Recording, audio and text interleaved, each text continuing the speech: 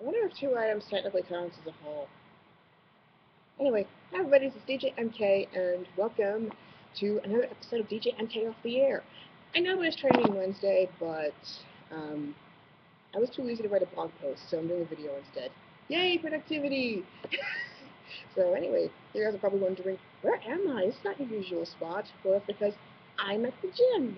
Yay! I'm actually fitting training Wednesdays like it's supposed to. Um, Actually, I'm in the basement, in a classroom, in the gym. See? But it's still the gym! Anyway, in real life, I actually have lost 5 pounds from my current weight since I started working out really seriously. So I want to thank all my teachers for helping me with that. And I'm looking forward to all the things that I can do with this new, more fit, more active body that I have now. Obviously, my voice has changed a little bit. It has a lot more air now, so I can last a little longer talking on the air. And um, and I'll probably put some details on that kind of stuff in my blog after this video is done. So by the time you see the whole thing, you will probably have already read it, or you are going to read it afterwards. Secondly, I have a haul that I got specifically from my local gaming shop, Days and Nights.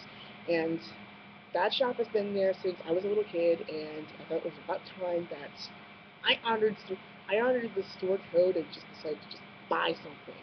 And today I have a little special haul for you. Well, I don't have two items typically count as a haul, but I love them anyway. Anyway, let's begin. So the very first one is one that it was a big con favorite and was featured on Tabletop's show, the show from Geek Sundry, the season one of it, Starflex. And it is one of my favorites. In fact, I love it so much that I played this for 3 hours straight through with two or three other con goers, and they had awesome con members, which coincidentally enough, were Trek related. So there are a lot of Trek and Firefly and Richter themed stuff in here. And you're just going to have a lot of fun with this one. I certainly did. And I have a lot of good memories associated with this game, so I kind of wanted to continue that this time in my own house. So I really wanted to buy this. And I mean, obviously, I'm usually in for a bargain, but this time I don't mind paying the full price because these things are long term. You're going to be playing them over and over for years and years to come, and the fact that I have a younger cousin also kind of influenced my decision because, I mean, at least she'll be able to play fun stuff like this all the time. And also another cool thing that I discovered is that there's these bonus flux cards that you can easily use for any deck, no matter how different the theme is. Like there's a pirate one that you can break out of, and then there's obviously a Starflux one with the Robo dock. You can get these for free usually. Sometimes they charge $1, but my store they charged absolutely nothing. They gave it to me for free, and this one I am definitely going to use this one a lot because I have a lot of shirts like this. A tie-dye bonus. Speaking of which, International Tabletop Day is coming up soon.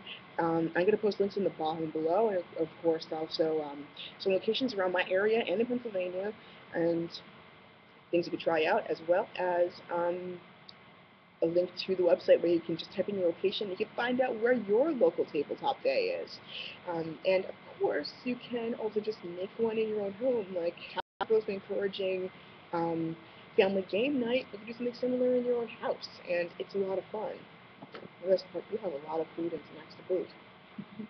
But yeah, Starbucks has a lot of good memories, and you can customize it any way you want it to. In fact, the rules change every time. One moment it could be play one, draw one. Next moment it could be play.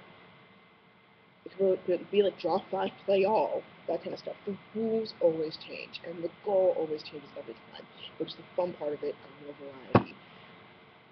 And then the second one that I want to try out, also featured on Tabletop, and it was featured on last year's International Tabletop Day via live stream, Love Letter by Seiji Kanai. Seiji Kanai, this game it's really simple, and yet it is very complex because there's a bit of deception involved.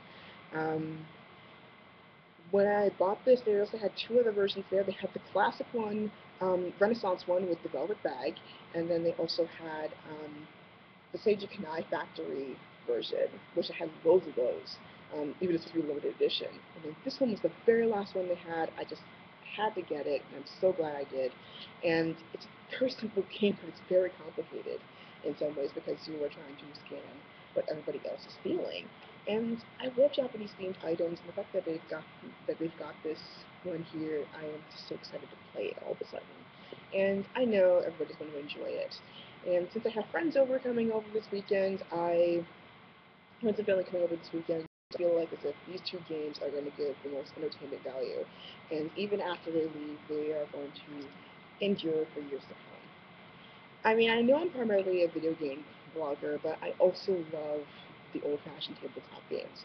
I mean, they have been my main entertainment next to video games since I was a little kid, and they've kept me warm through the cold and rainy times during my life. So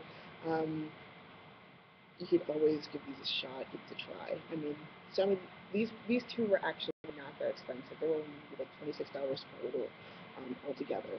So it really is not a bad investment, especially in card games to spend because they don't take up too much space and everybody can get something out of it. But of course, I have some other board games that I really want to get in the mix. I always wanted to try Fiasco, and especially for those creative writers out there, this is a perfect game for you because you essentially get to create your own character, and then any ending that your friends decide to put on you, you can really be creative, put a creative spin on it. Also featured on Tabletop Season 1. And then there are many others that have been on my bucket list. So, my question for you guys is, what games would you like to feature on your own collection? What games should I try? Leave them in the comments down below, and then I'll put the more details about this in the description below as well. So that's pretty much it for this awesome haul. So if you like this video, please give it a thumbs up. And of course, you can type up your comments and recommendations of what I can talk about. And of course, you can tune in every Friday. My time slots were shifted to 11 a.m. now to noon on the basement. And then you can listen to my after show, which will most likely happen after school. So most likely between the hours of 4 and 5 o'clock, 6 latest. Um, and then you can also listen to me on Mixler at 5 o'clock p.m. every Saturday. And this week, I am taking it old school on the Maho Kunoichi show as part of Maho Kunoichi month. So, get excited for that and stay tuned. So, this is DJ MK signing off for YouTube, and I'll see you next time. Bye! Thank God I found my eyeliner. I felt so naked without it. Yay! Hi.